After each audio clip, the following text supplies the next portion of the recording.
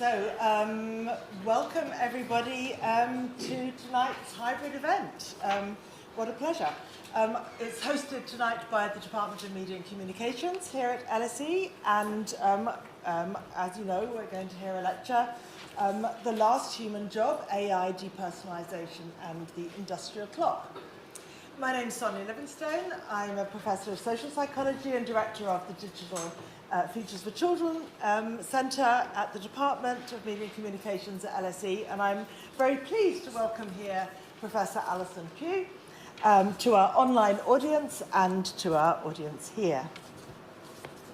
Allison Pugh is a professor of sociology at Johns Hopkins University, and her research focuses on how meaningful emotional connections between people are shaped by rationalization, precariousness, and inequalities of race, gender, and class. And she's going to be talking today about her fourth book, The Last Human Job, the work of connecting in a disconnected world. And it's based on a federally funded study of the standardization of work that relies on relationship. Reviews describe The Last Human Job as, quote, impeccably researched and beautifully written, which I can confirm, and as a timely and urgent argument about preserving the work that connects us in the age of automation. Something I think that's very much on our minds at the moment.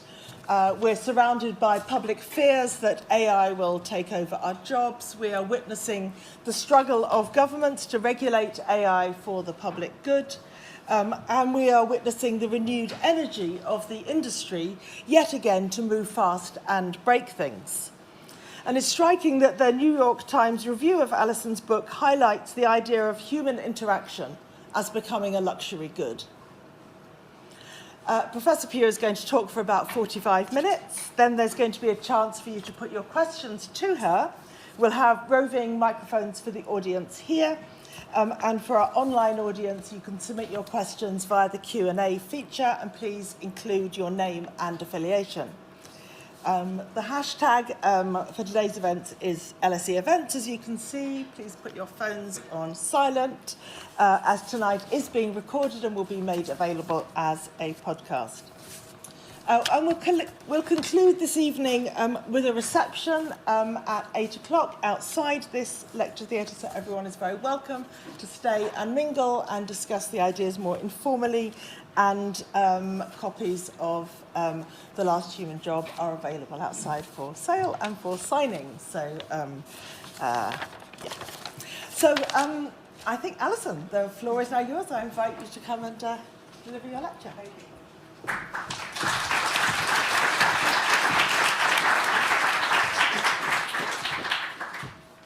Thanks very much for that.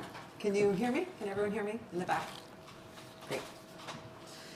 Okay, thanks so much to Sonia for the invitation. When I first got the invitation to come to England in February, I actually responded with, I leapt at the chance because of her towering reputation and the extraordinary intellectual community that you have here. So February, or, it didn't have to be June.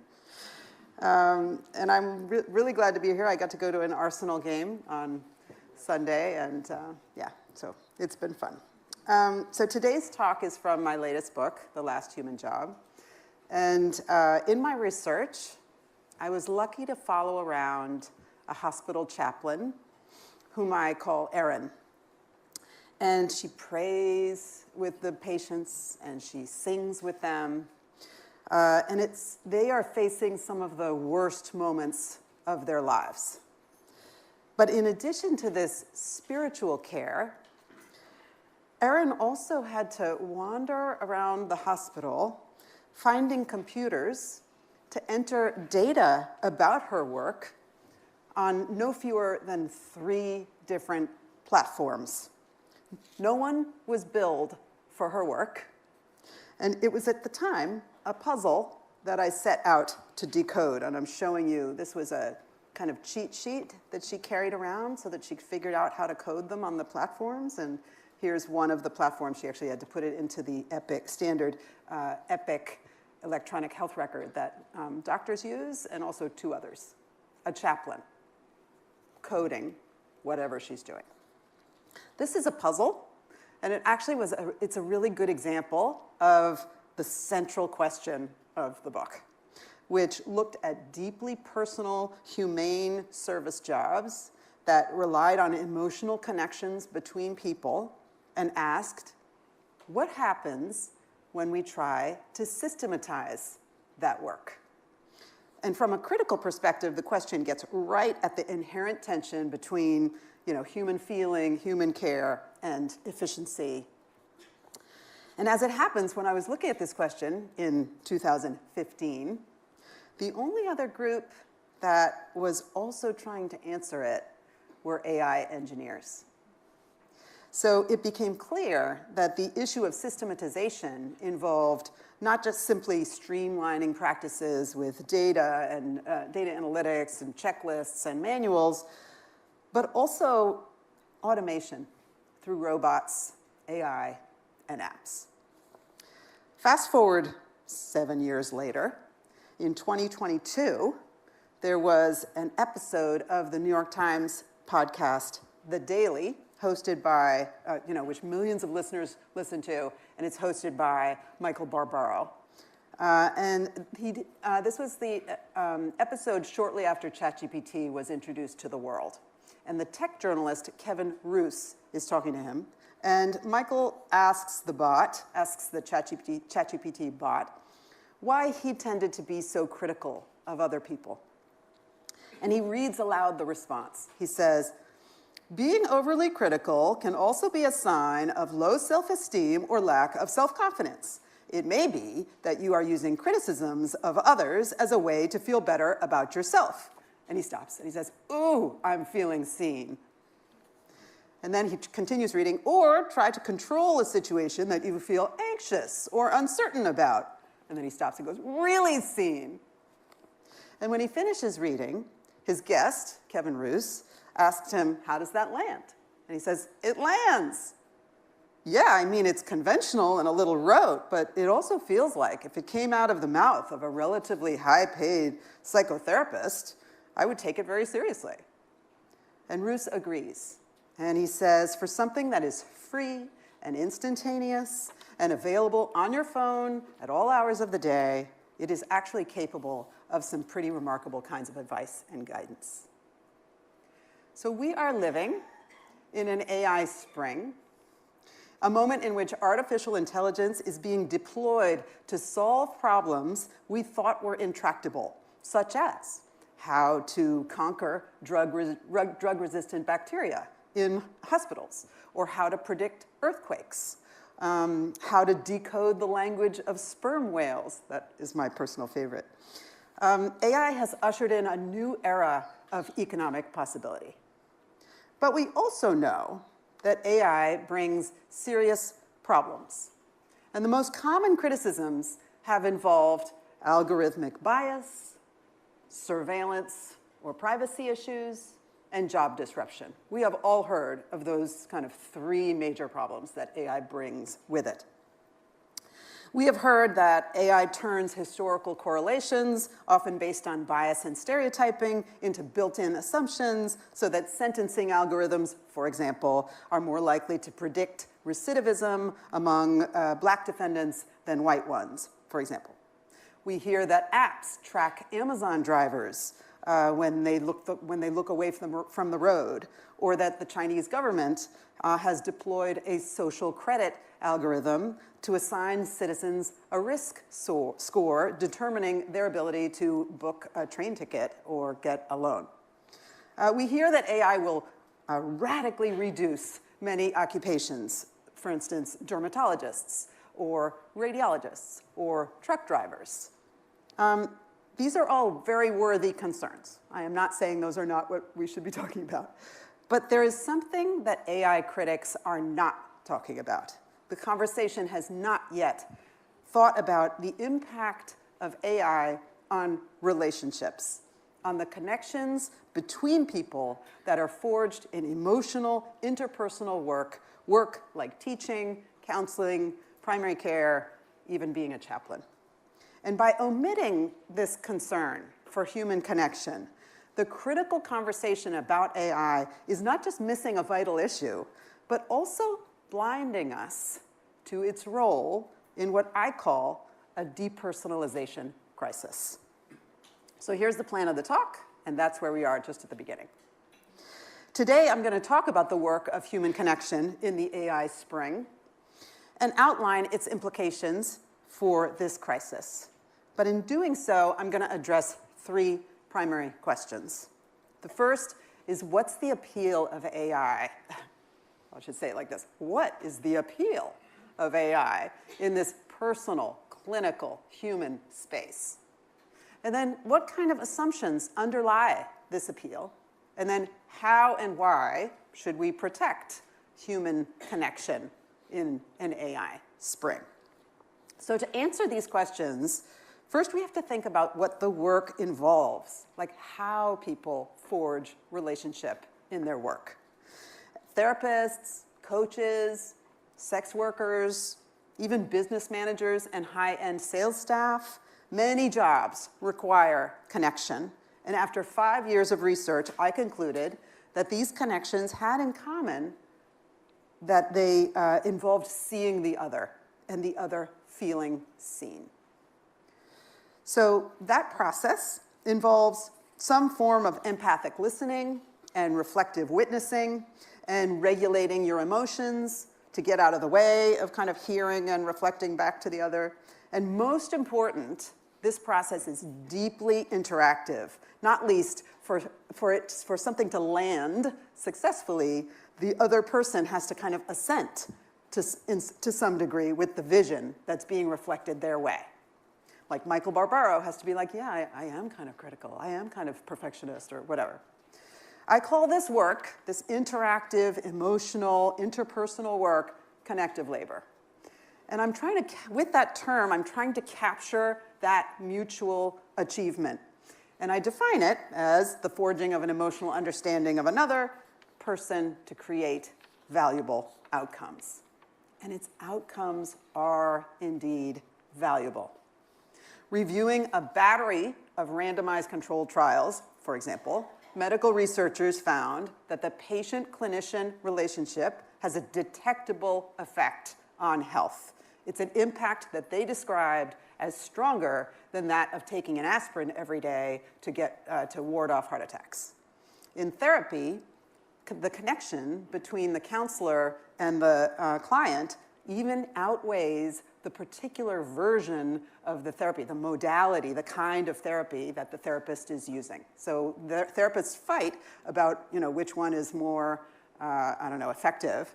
But the thing that trumps the efficacy, the kind of variable efficacy of all of these different kinds of therapy is the relationship that happens between the therapist and the client. And the value also comes out in the stories that I heard. So Pamela Murray, another person I interviewed, she's an African-American middle school teacher, and she told me that as a child, she had something called selective mutism. And her teacher at the time took the time to find out why she wasn't speaking. And it turns out the teacher decided or ascertained that she wasn't speaking because her family was moving constantly. They would spend only months in a particular place. So Pamela said to me, kids just get us talking to them all the time, but not listening. And that's what she did, just listened, just sat and just listened. And that made a world of difference. I could have been tested and put into special ed. Instead, I was tested and put into gifted and talented. Yet despite its, before I get to that, I'm going to get to you one more. That relationship also inspired her own exhaustive efforts to connect with her own students today. So she said, I thought, I want to be that teacher for my middle school students. I want to be the teacher that I wanted and that I needed and that I finally got. So despite its ubiquity and importance, connective labor is essentially invisible, only partially understood, and not usually recognized, reimbursed, or rewarded. Its benefits have long eluded measurement, making them easy to ignore while the capacity to connect to others has long been presumed to be innately feminine, making it easy to devalue in women's caregiving jobs and to disregard or downplay in jobs where men predominate, like management or the law. To date, the discussion about AI has mischaracterized this work, relying on a sort of injection model, where teachers or nurses or counselors involve me, the expert, putting my expertise into you. And the model relies on a kind of shared, individualistic cultural frame in which emotions are a particular skill or a trait attached to an individual, as in emotional intelligence or EQ. When Kevin Roos, the tech journalist, tells Barbaro that ChatGPT actually is capable of some pretty remarkable kinds of advice and guidance, he kind of reflects this injection model, actually, when he's talking about therapy as simply advice or guidance. But therapists, doctors, and teachers know that there is more to this work than simply downloading information, that it is instead the relationship that matters for the positive outcomes that they look for. And people get this wrong for a lot of reasons, but first among these is that we seem to have trouble thinking about what happens between people. We don't even have much of a vocabulary for that. When we think of workers as individuals, we think about how innovations like ChatGPT might monitor or replace them. What is at risk, however, is more than an individual's privacy or his or her job, but instead the connections that are the mutual achievement between and among human beings. And misunderstanding this work as an individual enterprise has also made us unable to see and address the depersonalization crisis. So, depersonalization crisis, what am I talking about? You have heard, I'm sure, about the loneliness crisis. Political elites and some academics talk about it a lot, and there are loneliness ministers in government. But social scientists actually disagree about the evidence, what the evidence shows, whether or not people have fewer friends or family, et cetera. But instead, I argue that we face a depersonalization crisis, and this distinction matters for what we do about it. Depersonalization is what happens when people feel not just lonely, but instead profoundly invisible. What is missing here is what philosophers have called recognition, or psychologists have called mattering. The notion that you are seen and heard by the people around you as opposed to feeling insignificant or invisible to other people. And I want to add here, just parenthetically, that I am not arguing that being seen is some sort of universal biological need, but instead it is a, nonetheless real, historical and culturally specific one. So even in the developed West, some don't share this. There's a sociologist, Frieden Blum-Orr, who discovered this when he studied a school serving mostly black low-income boys. And Orr found that while some sought respect or dignity, others actually wanted to be unknown, and urged strongest among those boys with prior formal contact with the criminal justice system. To them, relative anonymity felt like a privilege. The privacy of being free from other people's presumptions, a way of belonging to their communities without the mark of a criminal.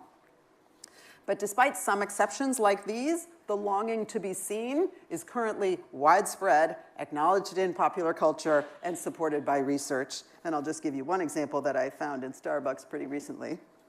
There is some evidence that being seen is in too short supply. A sense of feeling invisible clearly animates working class rage in the United States and in many other countries, may have powered Donald Trump's reign, or his victory in the US last fall. In the election aftermath, one op-ed even declared, "Voters to elites, do you see me now?" Films like Parasite or Nomadland portray the intense effects of depersonalization for marginalized others who in the US suffer from the aptly termed deaths of despair, in which suicide and drug and alcohol overuse deaths have radically lowered life expectancy. Similarly, the Black Lives Matter movement protested the brutality and othering that comes from being profoundly unseen as fellow human beings.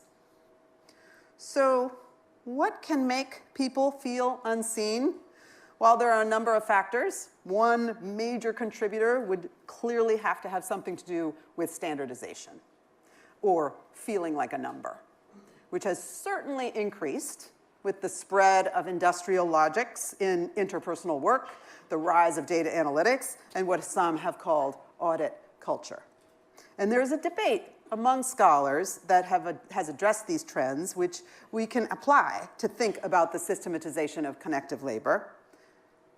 And so you might call this a systematization debate or a dehumanization debate or a depersonalization debate.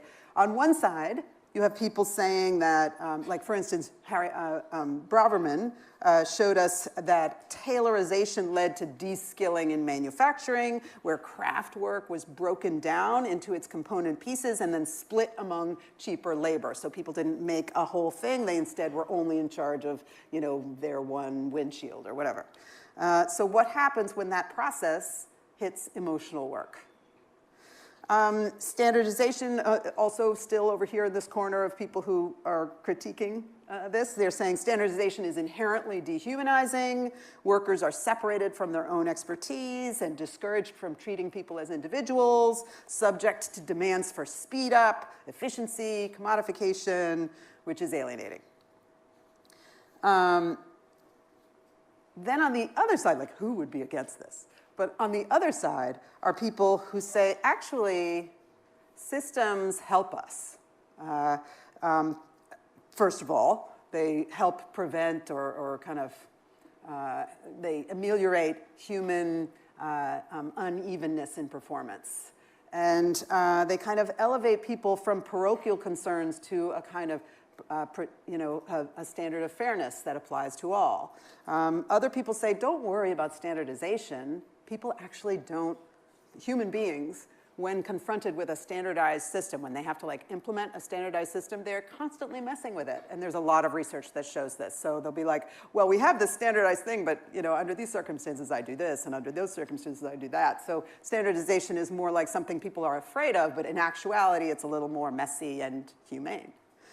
Other people say, no, or that's fine, but don't worry about standardization because actually people use systems. It's not imported and imposed from without. People use systems to convey meaning and create their own relations, and it's like a human tool, just like anything else. So there is a fight. There is a debate. But for all of these scholars, just like the injection model, they are all talking about individuals. They are all talking about, people's individual skill or capacity to manage their emotions, to gin up the right feeling, to convey particular meanings, to mess with the standard. It's all about the individual worker or person, doing this. And nobody's really talking about relationship and what happens between people. So that's where we are. For their part, in response to excessive standardization, technologists also embrace the individual, and they advocate greater customization, or what they call personalization. So that involves a process of ever more precise tailoring, in which data is harnessed by technology to analyze someone's health history, how a person likes to drive, even the content of one's sweat. Personalized medicine and personalized education are each an effort to assess needs and produce recommendations tailored to the individual, akin to being seen, but by a machine. So socio-emotional AI has been burgeoning for over a decade, with engineers designing everything from AI couples counselors to virtual preschool, to apps that advise diabetes patients. Of course, many of these forays remain in the lab, and critics caution against believing too much of the hype about AI's capacity to disrupt caregiving jobs, for example, or other interpersonal jobs. But since ChatGPT burst upon the scene, large language models have taken mechanized recognition to a new level. For example, chatbots have been designed to teach, provide therapy, and give medical advice, in each case, allegedly better than humans. So I ask again, what is the appeal of AI in this personal clinical human space? What kind of assumptions underlie its appeal, and how and why are we to protect human connection in an AI spring? Well, to answer these questions, this was what I did. I talked to more than 100 people, mostly people who practice, supervise, or analyze connective labor. So a big chunk of therapists, physicians, and teachers, but also including a kind of raft of working class occupations, including sex workers, hairdressers, home healthcare aides, et cetera. And I also interviewed people who supervised or evaluated this work or automated it, from administrators to engineers. And then I also watched them in action. So hundreds of hours of observations of like clinical visits, of classrooms, conferences in California, Virginia, Massachusetts, and Japan, actually. Observations included, for example, 6 months watching physicians, nurses, and patients in an HIV clinic, a semester spent observing the training of school counselors, many hours watching videotaped therapy sessions with supervisors giving commentary to the clinicians who were in the videos, and et cetera. I'm happy to answer more questions about the methods in the Q&A. So to understand why AI might be appealing, we have to think about not just what AI promises, but also what's wrong with the connective labor as it's currently experienced. And engineers I spoke to suggested that they were solving 3 kinds of problems, and that AI was thus 3 kinds of better. And underlying these propositions were 3 core assumptions that I came to think of as fallacies. So the first problem that they were addressing, the first problem that plagues connective labor is its uneven distribution. For too long, and this was really actually a motivating factor for doing this research in the first place, getting a good teacher or a doctor has depended on whether you were rich or lucky. And the disadvantaged are served by public clinics and classrooms that are at best staffed by mission-driven individual heroes connecting as much as they can under unsustainable conditions compressed by either public austerity or profit-driven efficiency. My patients, it's just like they're singing their siren song to whoever will listen because no one will take care of them. They're used to not getting needs met, and they're just desperate. This was Jenna talking to me. She's a pediatrician at a community clinic in the San Francisco Bay Area. And she told me that her patients were frantic for her attention. Their longing was so intense and so unrelenting that she said it overwhelmed her ability to meet it, given time constraints imposed by the extraordinary patient loads and limited resources at her community clinic. So researchers report that working conditions contribute to clinician bias and stereotyping, in other words, to practitioners' inability to see the other well.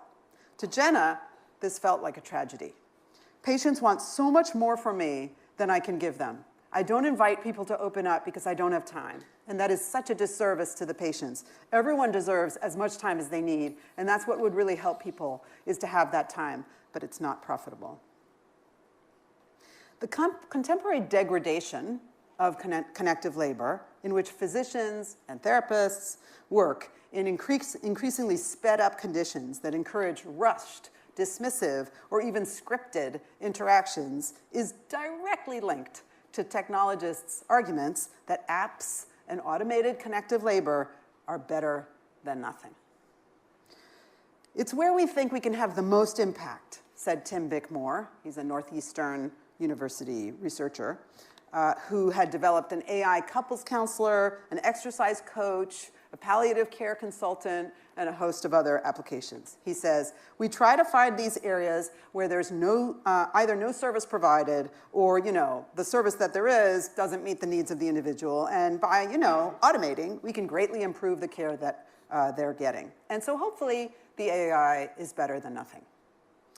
A few years ago, Bickmore created a virtual nurse, an AI program to help low-income patients at Boston Medical Center with discharge procedures, hoping it would enable them to understand what are sometimes long and complicated instructions. And the virtual nurse, whom coders dubbed Louise or Elizabeth, was no more than an animated figure on the screen, just like you see here. She had a mechanized voice asking viewers if they were Red Sox fans before going over the after-hospital care plan. And Bickmore was surprised, however, when 74% of the patients said they liked getting their discharge information from the virtual nurse more than a human one. I prefer Louise. She's better than a doctor. She explains more, and doctors are always in a hurry, one patient told Bickmore. The virtual nurse gave the patients more than information. She gave them time. Physicians spend an average of 7 minutes with patients at discharge, Bickmore said, and it's clear from our studies that especially for low literacy patients, they're going to need somewhere like an hour. The virtual nurse gave them time, while the unspoken message here was that the busy clinicians were offering disadvantaged patients a weak facsimile of connective labor akin to nothing. So that sounds great, or I don't know, great. Sounds like dystopia, but it sounds like certainly plausible. So what's wrong with that? Well, the fallacy, the hidden fallacy underneath this is that the assumptions underlying better than nothing arguments, they're themselves particular ways of seeing the world that are not inevitable. Instead, they reflect the extraordinary increases in inequality over the last few decades and the spread of efficiency campaigns and data analytics stemming from applying the industrial model to interpersonal work, as Jenna might have told us. Current staffing levels and compromises about quality are not fixed or inexorable, while the only way to relieve the pressure on busy clinicians and strapped education systems is not necessarily to automate the work. Okay, second problem. The second problem that plagues connective labor is uneven human performance, instances of misrecognition that can engender shame or other harms. So, sorry, I don't have this. Sometimes I just miss it. I just miss who they are. Grace Bailey, she's a white therapist, and she told me that. Recently, she said she was treating a woman, a so-called serial monogamist, whose philosophy was to leave when a relationship stops being good. And when the woman's partner became ill, Grace was interested in what that meant for her plans. I asked her how that would affect the state of their relationship, and she was really, really hurt by that. Why did the question hurt her? I asked Grace. Because I don't know who she is, Grace said. Still unsure, I asked whether the problem was that Grace had suggested that that Grace was unclear about whether the woman's intentional approach to relationships that she left when they were not good would mean she might abandon someone when they were ill. And Grace nodded, exactly. While the question may have been a reasonable one, I noted it was nonetheless one the client likely had to defend against all the time. Absolutely, Grace said, and I fell right in that camp, and then the next time I saw her, I said, I think I hurt your feelings. And she was like, you really did. For some, machines solve problems like shame, stigma, vulnerability, unpredictability. Human judgment is sometimes wrong, delivered harshly, or crippling in its impact, which we know, by the way, from research, is again more likely under pressurized working conditions. Automated connective labor, then, is not just better than nothing. For these folks, it's actually better than humans. So people widely consider bots or apps as a judgment-free zone. They are routinely more honest with computers than they are with humans. This is a surprising fact that researchers have found again and again and again. Adults will disclose more to a computer about their sexual practices before they give blood. They'll tell a computer more about their financial troubles than they will another human being. Children are more willing to disclose bullying to a computer than to a person. And these findings recur again and again, even though machines are not private, not anonymous, definitely judge people as anyone subject to like insurance rates or bank loan terms as computed by algorithm might report. But for some, these kind of judgments don't feel like the moral gaze of another human being. But in addition, humans give the benefit of the doubt to machines. And researchers, again, have repeatedly found that if programs or robots signal in the tiniest way understanding or relationality in some way, people will approach them as if they have feelings or empathy. So as MIT psychologist Sherry Turkle points out, roboticists have learned those few triggers that help us fool ourselves. We don't need much. We are ready to enter the romance. A recent report on chatbot therapy is typical. On the one hand, some users complained about the app's imperfect witnessing and how that made them feel invisible, but others suggested that people can indeed feel seen by the machines, a la Michael Barbaro. One of the users said, "This app has treated me more like a person than my family ever has." So what's the hidden fallacy here? Well, I'm not going to give you that. Wait. The hidden fallacy in these heady days of the proliferation of empathic chatbots, it is tempting to believe that machines can do the work of seeing the other and that any imperfection we're facing are momentary blips on their way to be ironed out. But first of all, there's 2 points to make here. First of all, therapists told me that if people seek only to avoid shame, say by opting for an AI companion or counselor, then they might never be free of it. Although shame is piercing in human interactions, it is something to walk through together rather than run from. I actually think they may be right. It sounds quite plausible, but I also think that argument is a tough sell because it asks people to kind of live with and face down their shame rather than run away from it. And it's, I think, perfectly human to want to run away from it. But nonetheless, it points to the crucial fallacy here, which is that judgment is the problem. In fact, the power of human connective labor actually, ironically, tragically, rests in part on the very judgment that people fear.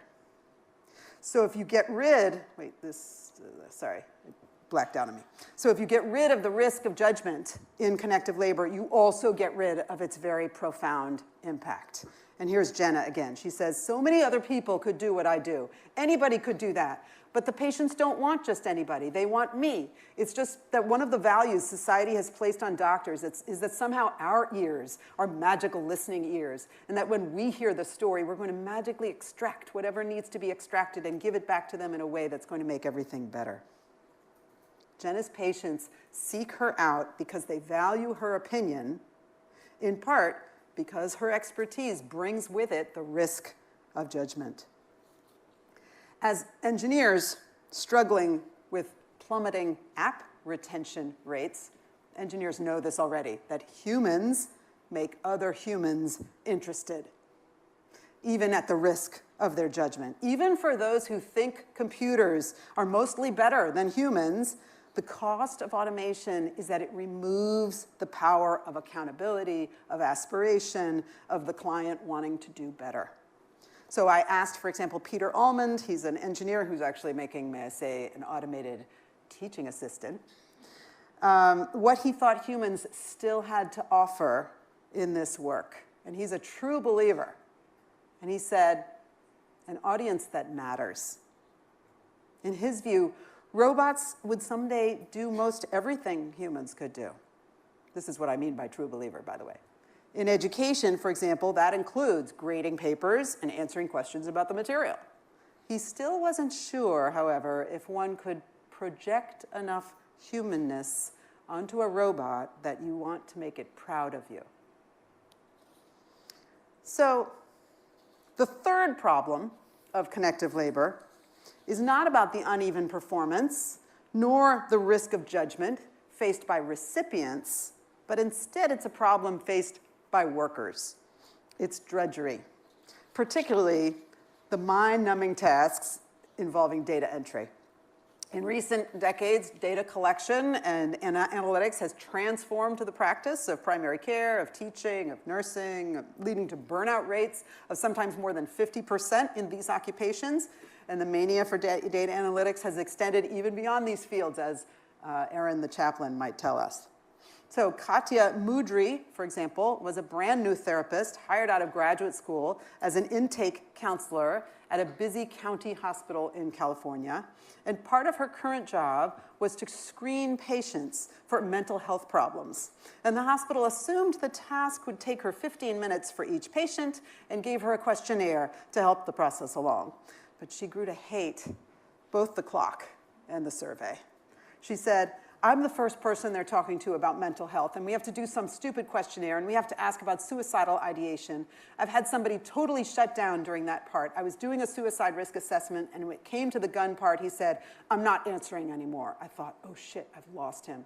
Whatever connection we had was just severed in the moment. She says, how can you? I will just not follow typical protocol when it's their first time they've approached mental health and they're a male and they're crying and just say to them, okay, what services would you like? Come back in 3 weeks. It's such a disservice to the vulnerability that they've expressed. If that means that somebody has to wait a lot longer, I'd rather offer that full part of me than pump people through. Katya objected to the survey as a form of scripting, a distandardization of her work that reduced both her discretion and the complexities of the people she saw. And the survey was also a form of data collection designed to generate measurable, comparable metrics about the man and his suicidal ideation. For the hospital, if not for Katya, pumping people through was her job. The technologist's solution to this dilemma is that AI can help the human out. In other words, that AI and the humans are better together. A common phrase here is that AI will free us up, freeing us up for other, often more meaningful work. Raise your hand if you have heard that expression, that AI will free us up. Give me a break. It's got to be 100. Okay, maybe 70%. Researchers then try to ferret out which work might be considered rote and thus optimal for automation. And here's one researcher who told me, there are things that machines are starting to do that are presumed to be not rote, these so-called creative tasks. Is writing a news story, is that rote? Some people think it is, some people think it's not. You've got companies that are playing with automating a computerized intake nurse, which people would have thought was not rote, but on some level, it's just asking a bunch of questions. So Jeffrey's comments make three things very clear. Number one, there is an automation frontier in which people contest just what is and is not appropriate to automate.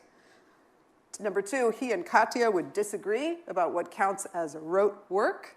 And number three, the degradation of connective labor by the industrial model in which it is subject to the demands of audit culture, data analytics, et cetera, is intricately connected to its susceptibility to AI.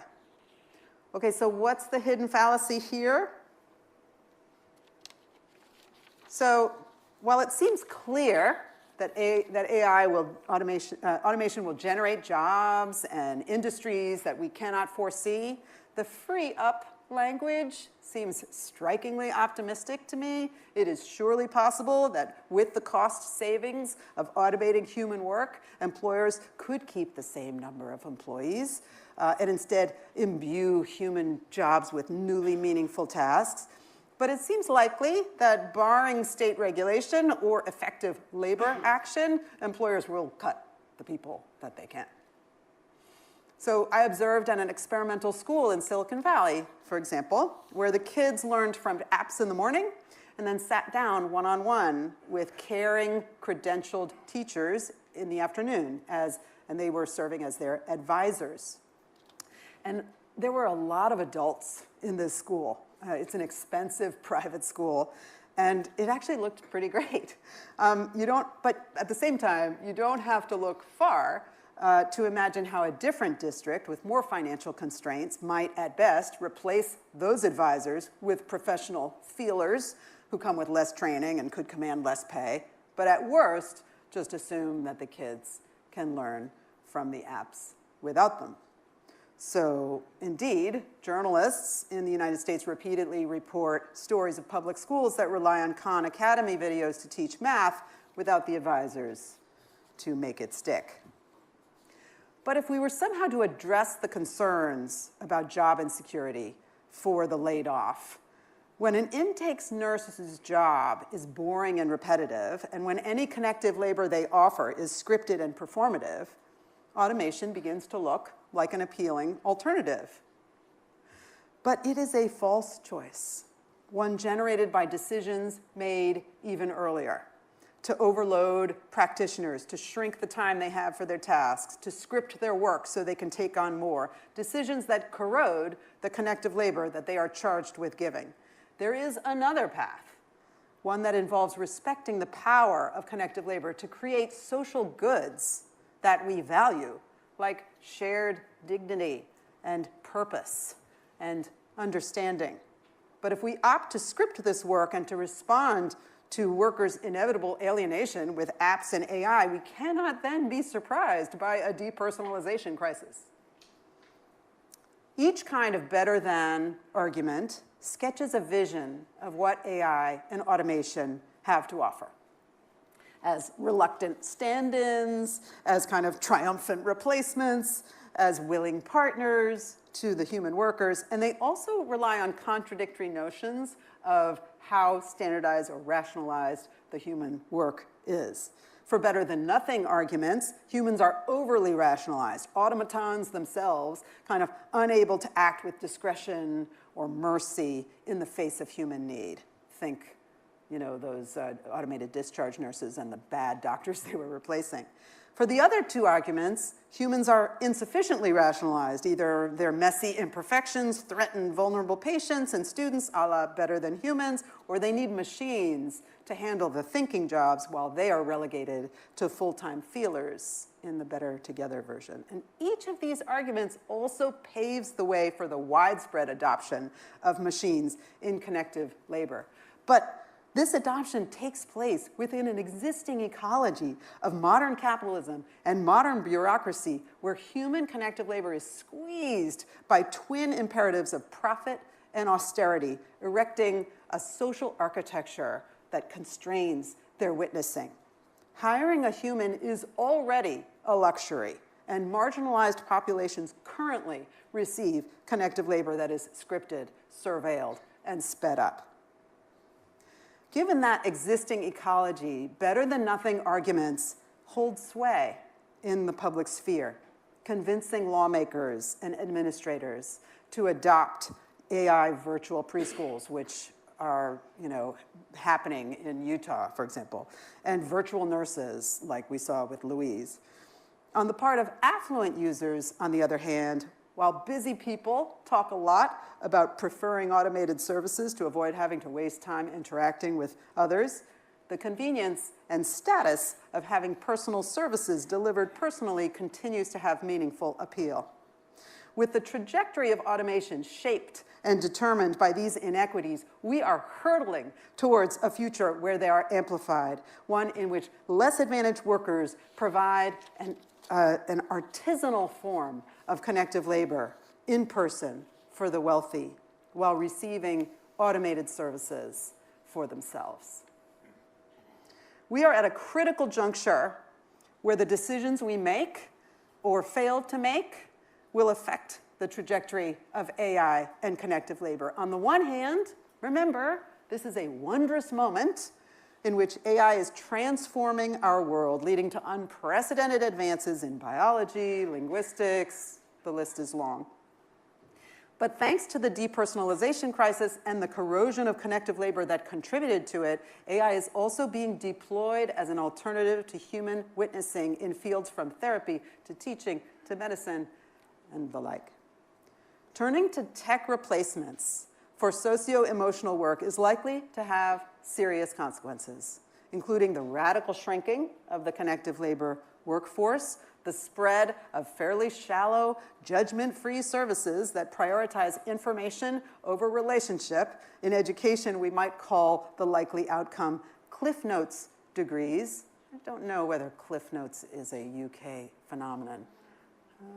It is. Well, who knows? Who needs it? Because you have AI. But anyway, the extreme stratification of human contact with personal connective labor as a luxury and the loss of human-to-human bonds, human-to-human bonds that underlie our civic life.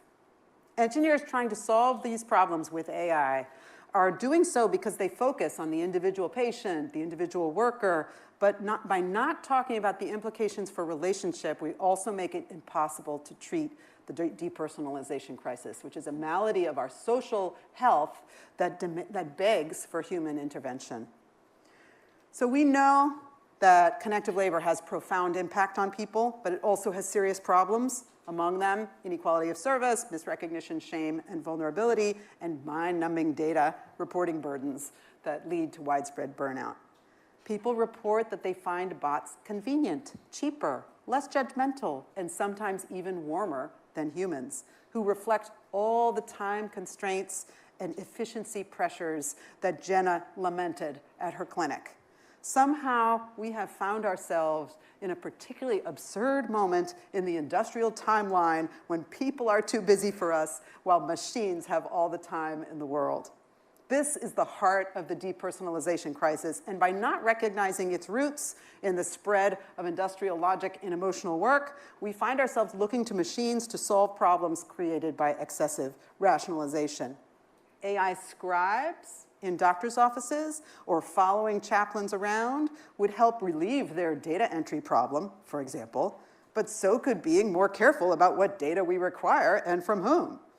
AI agents working as intake staff could relieve Katya's anguish about having to pump people through, but so could giving practitioners like her more time to meet people in crisis. In this freewheeling era of so little regulation, when the tech industry fights back every criticism with accusations of being against progress, it can be difficult to differentiate between what is valuable and what is not in the field. But we can commend some uses of new technology while discouraging others. We can implement a connection criterion in which we evaluate technology by how much it replaces, impedes, or enables human relationships. In my research, I found several examples of clinics and schools that relied on tech to be sure, but also that already had the social architecture, the resources, the visionary leadership, the culture that enabled them to prioritize recognition. Finally, even if machines were to do connective labor well, why would we want them to? Among the myriad human activities that we might disrupt or free ourselves from, it is not clear to me why we want to mechanize the relationships that give life meaning. Seeing others is how we experience connection, forge community, even conduct democracy, and we automate it at our peril. Thank you.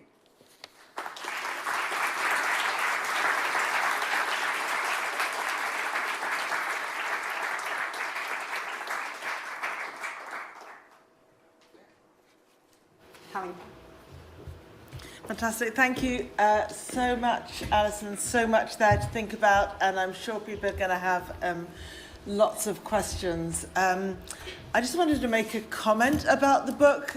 One thing that really struck me on reading the book is that Alison practices what she preaches. So in the framework of a lecture, we met a lot of people doing this work kind of quite briefly, but I think in the book you really you present their lives with the care that you are yourself trying to write about, and we get to know a lot of the people and their troubles and their journeys through their lives and through their work, which I really appreciated. I'm going to ask a couple of questions, if I may, just to kind of kick off while people are thinking of their questions. So the first one, I think, might be the obvious question you're expecting, so I thought, why don't I just ask it? So there's a lot of dystopian narratives out there right now, and in some ways your book is not as dystopian as many. And I really like the way you kind of capture the ambivalence of the people living this journey into automation. But maybe the overarching historical arc seems to be one from community and care and being seen and understanding to a world of alienation and automation and overwork. And is that the narrative? Is that, and do you maybe hold some hope for the kind of efforts at responsible tech and ethical tech and meaningful tech, perhaps? Oh, I love that question. Do you want me to take them one by one? Yeah, okay. Go for it, yes. Sure. Yeah. I mean, the question about nostalgia and is there a perfect era of when we all were seeing each other with tons of time? There's so many inequities of the olden days that were kind of codified and institutionalized, and so it's hard to look back on all of that with a lot of nostalgia. And also, I want to say that just as the yearning to be seen is actually not a biological universal need, and you heard me talk about the disadvantaged kids who were trying to not be seen by the criminal justice system. Thank you. It's also true that it's historically variable, and it has not always been this thing that people have been yearning for, and it's really a kind of we didn't even have a word for empathy before 1910. So these are kind of cultural constructs that are pretty new in the overall scheme of things. That's not to say they don't exist or they're not true or they're not real, but they're variable and kind of culturally constructed of the moment.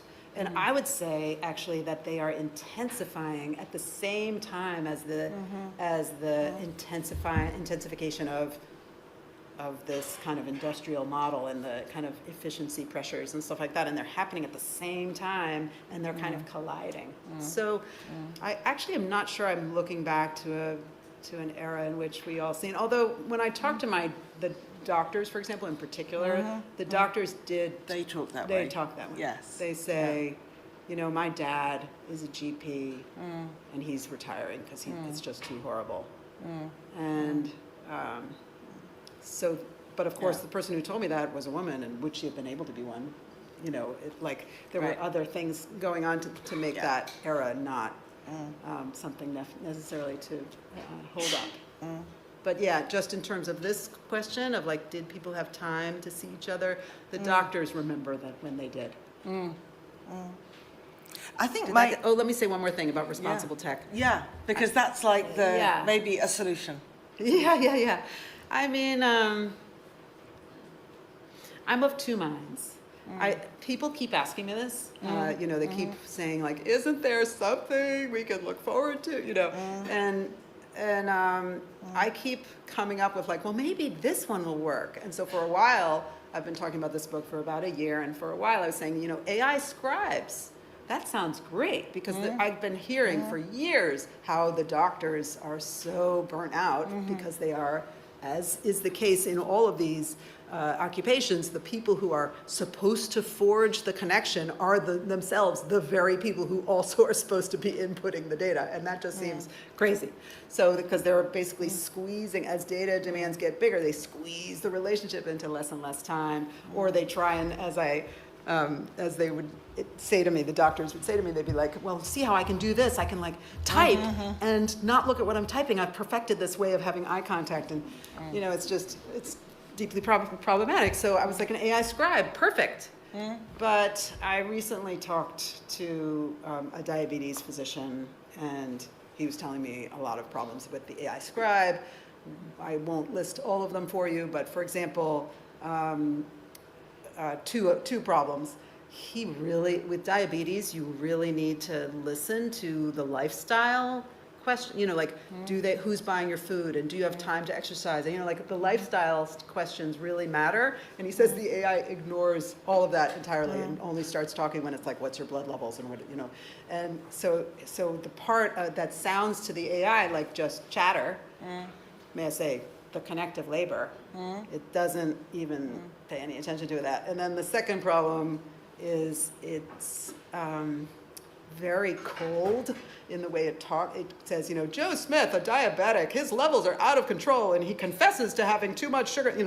Uses this very kind of patient hostile language, and he's a very collaborative, kind of patient-centered doc. And he's like, the AI, it's a light, but it's a fluorescent light. It's cold and harsh, and I want an incandescent bulb. So yeah, AI scribe, maybe in the future, but right now, not working. For him. I'm actually going to turn it over now because I realise I could spend the next half hour asking you all my questions. I could too. I'm going to, everyone is welcome to ask questions. So please put up your hands if you have a question. There's a couple of people with roving mics who will come to you. And please say your name and affiliation. I'm going to start in the middle there, if I may. Helena? Yeah. And we might just take 2 or 3 together, if that's okay. So, yeah. Go first. Hi. Yeah. My name is Helena Chmielewska-Schleifer, and I'm a visiting fellow at the Department of Media and Communications. Sorry. Thank you. It was absolutely thrilling.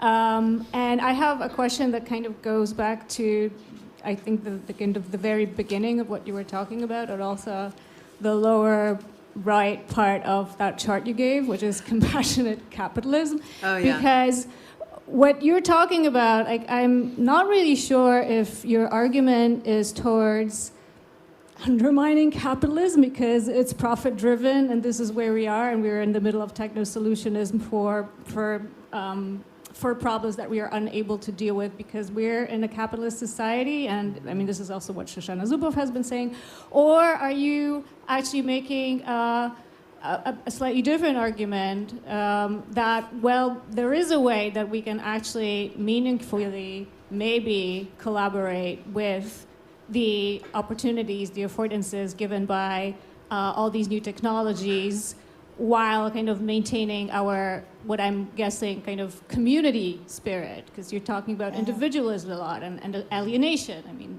an age-old Marxist argument.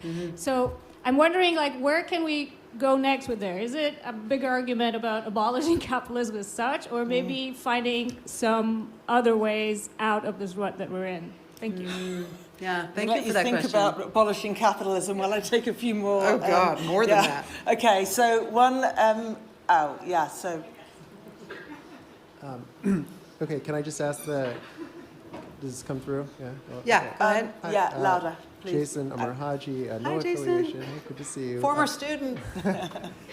So my question is very similar. It's the book is, at least as you've described it, seems like it's from the American context, which I would assume is sort of like the archetype of the most atomized, individualized society on Earth, and this seems like a natural progression of the logic of that culture. How do you see this playing out in other places where that isn't the case, and also, where the value equation is different, right? Where the cost of labor is different, where there's a communitarian sort of, already society in place that's very different than the United States? Yeah. Thank you. And I'm going to take one down here, if I can, at the front. And there's one enthusiastic hand at the back, and then we're going to ask Allison to give us her insight. Thank you. Thank you. Thank you so much do need for that. your speech. It was really interesting. My name is Joanna. I'm a social psychologist, a visitor professor here. And I'm still considering what's the cause and what's the effect, and where shall we begin to introduce some changes. Because the fact is that we are in this point in our society, Western society, that we have this epidemic of loneliness, and this is the fact, right? Also, we have the, as you said, the need for recognition. A great body of research that you may know or not is by Professor Ari Kruglański, the significance quest, when he brilliantly showed in many studies how the quest for significance can lead to terrorism. So we need to be seen, otherwise we may, do some dangerous things. So for many reasons, we become lonely, and we need this human contact. However, I'm reluctant to agree that professionals, practitioners, medical doctors are those who are supposed to cover this demand, because Are those supposed to what? are supposed to cover this demand, because people lack a contact. And I'm sure many doctors said to you that people come to talk to me not only because they feel ill, but just they want to talk to somebody. So we cannot really rely on professionals to give people what they actually need, which is this human touch, this human connection, which is so hard to gain from society, because relationships become so difficult. So my question would be, where do we begin? Because we created this problem now, so obviously people lack this human contact. So shall we give it to them by technology, or shall we try to go back and fix the problem, which probably technology also created? It's like the diabetes that you mentioned, right? So we know that some people develop diabetes because of their lifestyle, but should we deprive them of the medicine and tell them you should eat right, and or shall we do both? Sorry. Thank you very Good, much. thank you. Okay, can you cope with Sure. one last question? Kind right of these at are the all back? three the same Good, question. and then I mean, not exactly. Yeah. Thank you. I'm Chris Heathcote. I was a government and history student here 18 years ago, and I now work in UK public services, who I think are grappling with the use of So AI. you live this one, yes. And so my question is, do you think that what you've described is happening because humans have become, as consumers, too needy and rights-based, and as employees, they've become so expensive that service-based organisations are reaching for AI to cope with demand and to try and filter and triage it? And if we don't like the destination, then how do we change those trends or manage those trends? Thank you. Yes, Okay, super interesting. Are people entitled? Yes. Exactly.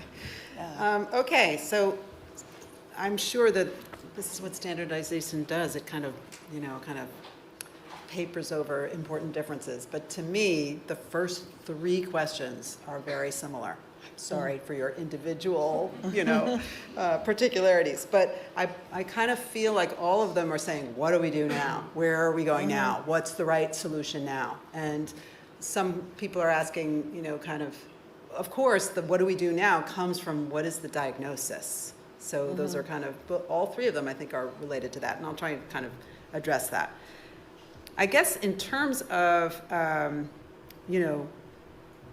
my feelings about the way I work it out with capitalism is, sure, I think it would be a lot of our problems. I guess I kind of think both sides of what you've said. Yes, I would diagnose a major contributor to the things I've described is capitalism and the versions that we are living with, especially in the United States.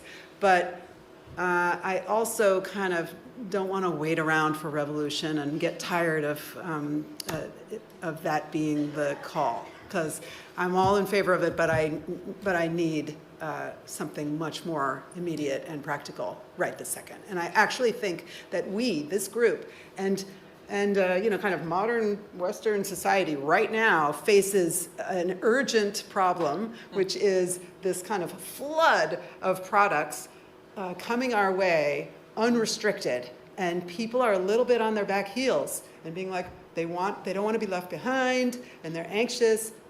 They're worried about kind of not being able to take advantage of it the way they should. They're anxious, and so they're not critical enough, and I am worried about it. And I want people, I'm trying with this book and with these talks and these conversations to give people the language, or a language. You can make up your own if you want it to, but give you a vocabulary with which to kind of meet the flood of news coming our way. So that's kind of what I would say to that. Okay, so Jason, great question about the cultural specificity. Yes, a lot of these examples are from the United States, and sometimes it can seem like an entire other world. But I am here to say that you all can recognize some of the kind of components. It's not like you here in the UK are living outside of a place with a lot of industrial logic.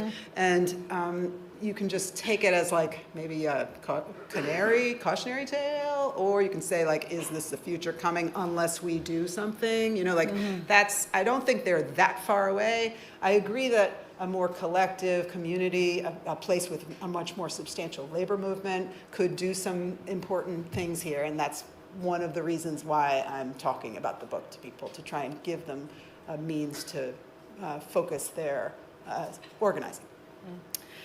Cause and effect. I think that I love the idea of the quest for significance and the heroism. That's so interesting. And the question of like, where do we begin? I agree also with your overall point, which is that these professionals will never meet the demand, because, and this is actually a little bit related to the person in the back, that like, when people say there's a mental health crisis, it's not because there's not enough therapists. Like, health and community feeling and alienation, all of that comes not just from not being met well enough by the professionals like the people I interviewed, but also the society that we're living in and how it's organizing our work and our families and our commuting and our screen time and et cetera. So these are massive kind of socially produced issues, and these people are themselves feeling, especially in the public sector, they're feeling like the finger in the dike, they're feeling like they're holding back the flood. So I agree overall that we want to kind of address it on a social issue. But again, I'll say, so for people who are out there thinking about like, what can we do? One of the things you can do, in addition to being quite critical and attuned to what AI is doing to relationship, you can kind of choose human whenever you can. So my husband used to be a big believer in self-checkout, and now he doesn't really do it. I mean, sometimes he does, and he's like, but he like thinks about it. Choose human when you can, and that. Actually, it's not just good for society, but it's actually good for you. And there's an entire industry of psychological work that demonstrates that to be the case, including a great scholar down in Sussex called Gillian Sandstrom. In the back, are consumers too needy? Are workers too expensive? The problem that I have, I mean, yes, when you look from a very particular perspective, which is about kind of shrinking the state and looking for private market solutions. And I've been swimming in that pool in the United States for decades. And it's my view that this is the work that matters. This is the work that is worth doing.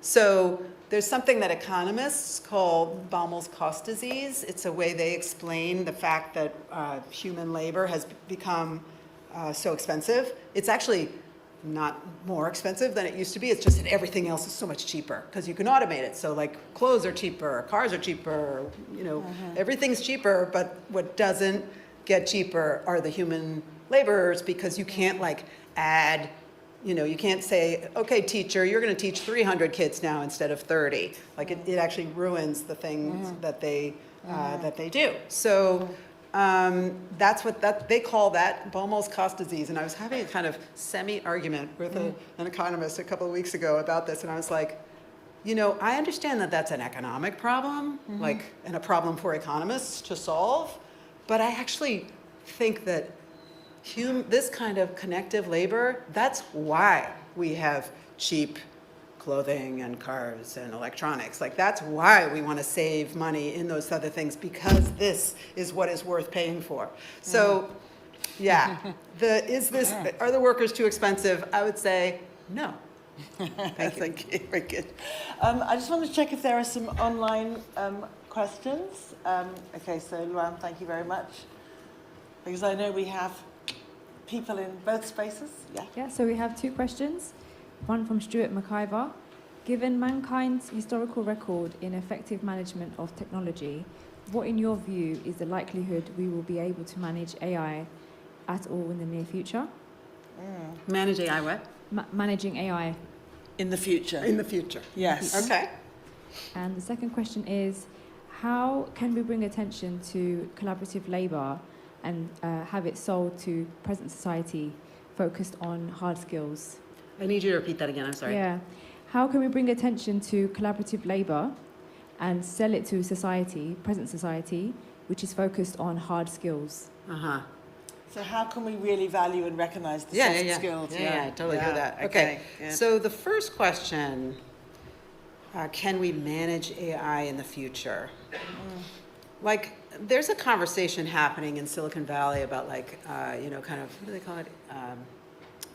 Kind of the scary future of AI. The existential crisis. crisis. The existential crisis. I am not worried about that at all. Like, I don't really care about that question.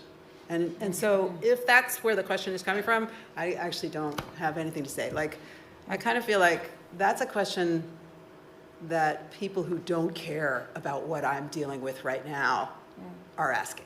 Like, they're like, oh, what kind of major threat can we kind of wonder about? And I'm like, no. Let's deal with the threat that we're dealing with right this second. Like that. So, but I'm going to move that question because maybe I'm being uncharitable, sorry. And maybe they're asking, is this something that we can manage? More of the, is there a kind of positive vision?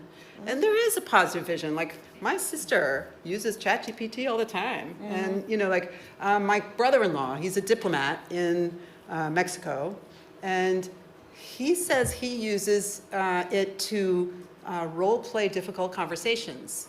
So he manages, I forget how many people, 20 people or something like that, and he has to tell one of his subordinates something, and he kind of works, kind of says, well, what if I said this? Or, he works it out with the ChatGPT, and then he's kind of going to be better in that connective labor moment. So I feel like that's a moment of technology helping. And that's a kind of positive story. And the question of will humans manage it, I don't know. This is, again, what I'm trying to do is spread this gospel so that more people get emboldened to kind of affect change and manage it in some way, and and kind of discourage it, and encourage it in some ways and discourage it in others.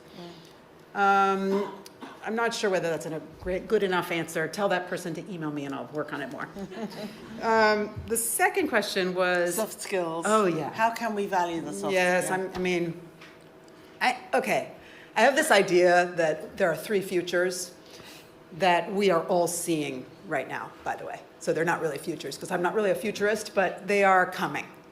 One is AI, the kind of triage version. That's, AI takes care of the low-level stuff that is easy, and then the human is in the back taking care of the complex situation. You already see that when the call center AI is taking care of you at the beginning, and you're like screaming at the, kind of airline saying, agent, trying to get to a human. That is a triage future that is coming. The doctors are like, that sounds good to me, anyway, so that's one. Another one is the inequality future, and that is also happening. That's where the low-income get the bots, and the affluent, advantaged people get human labor. That's happening right now. You can the fastest growing occupations in the United States. When you look at like the top 10, I forget how many, 8 of them, 7 of them have the word personal in it. So personal trainer, personal chef, personal investment counselor, those are all connective labor to rich people. So that's happening already right now. The third one is a binary model in which machines do the thinking and humans do the feeling. And I used to think that sounded like kind of, if I had to choose among those three, that sounds like the best one. The problem is that feeling, so in answer to the person's question, that's one where maybe soft skills would be valued actually, because that's what is particularly human. And that, you know, we'll give the machines, the analytics, the tech, the coding, the whatever that doesn't take, and this connective labor, that'll be what humans bring to the table. And actually, that's behind what I say to students today. I say to students, do not major in STEM fields. Do not try and become a coder. That is what ChatGPT does well now. The thing that you should be doing right now for the next, for whatever time you have left, is becoming really good at reading and seeing the other around you, at human relations. You should be in tons of group work. I know you all hate it. You should be tons of, you know, that's what you should be constantly doing, getting really good at social skills, because that's your value add. So in answer to that person, maybe that's the impact of large language models, is that all of a sudden soft skills become useful. And actually, one last story here. I met a radiologist, and radiology is one of the ones that's going to be maybe disappearing, because those are the people that analyze X-rays for other doctors. They don't do any connective labor at all. It's all analyzing the X-rays and reporting the results to doctors. And so I talked to one while I was doing this research, and he was like, yeah, we've got to get more patient-facing. So he's like, we got to figure out how to like kind of be in charge of giving the results straight to the patient, like trying to figure out a way in which their job will not be erased by this technology. And I was kind of interested in that because radiologists make 3 times what primary care physicians make. Primary care physicians in the United States make about $150,000, and radiologists make 3 times that on average. And they don't have any, and they're going to be all automated. And so I was like, and the primary care physicians are the ones who own patient time. Like that's who they would have to let they're the people who would have to let the radiologist in the room. So I was kind of like, maybe they would get a little more pay equity there, you know. Anyway, so soft skills. There's going to be a reshuffling of soft skills, and I recommend students. Provided employers are going to value it, which is kind of almost part of your story as well. Yes, they're trying not to with this, but I think maybe they'll have to. We'll see. We have just like a few minutes left, and I'm wondering, yes, you see, okay, we're going to do a really quick fire round, because I see 3 hands. Okay, I'm going to try and be really quick. Man in the front, woman there, and I'm going to make it fast. And then we can all go out and take as long as you like. Yeah. And talk to Alison and buy her book and have a drink. Yeah. Shani. Shani Orgada, Department of Media and Communications here at LSE. Thank you, Alison. That was really fantastic and fascinating, and a really nice follow on your Tumbleweed Society. Oh, thank you. So I wanted to ask you if you can reflect briefly on COVID, given the timing of your project, but also COVID in relation to the moment you're describing. And particularly, clearly it's made health systems, education systems and so on overburdened. But I'm struck by a slight paradox that after COVID, we all heard about how we're all yearning for the human connection. So where has that gone? Lovely question. Thanks. Great, thank you. And question here in the second row.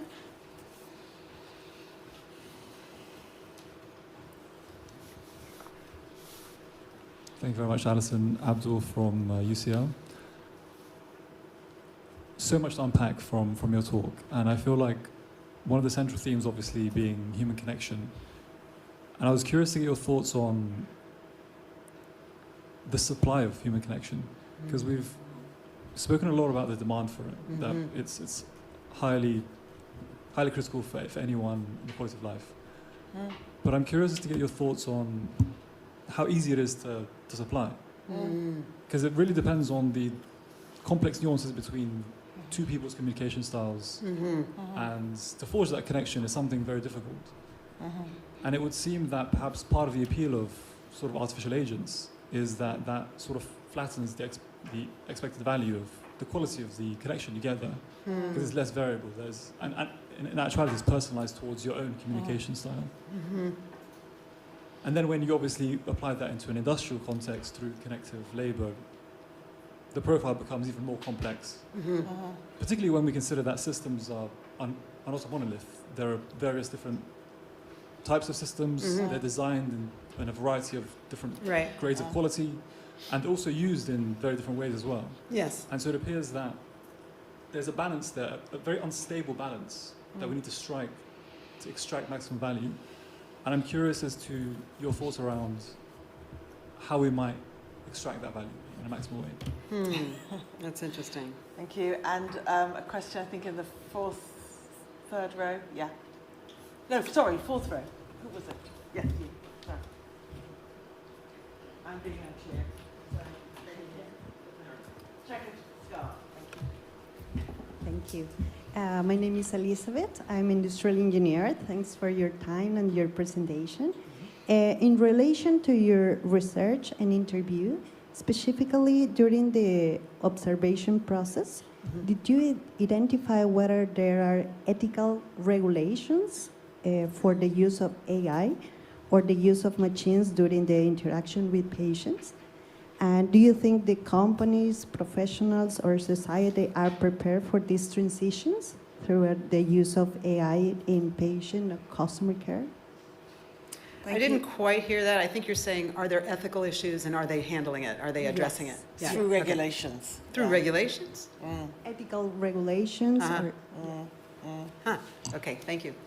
Is that Yes, I Okay. think we're going to call it a day because we have like about 3 minutes left. and- Okay, Yeah. 3 minutes. That's okay. No, All breathe, right. breathe. It's okay. COVID, carry great on. question. Totally true. I'll tell you, I was researching this before, during, and after. So, I mean, mostly done before, but with some after.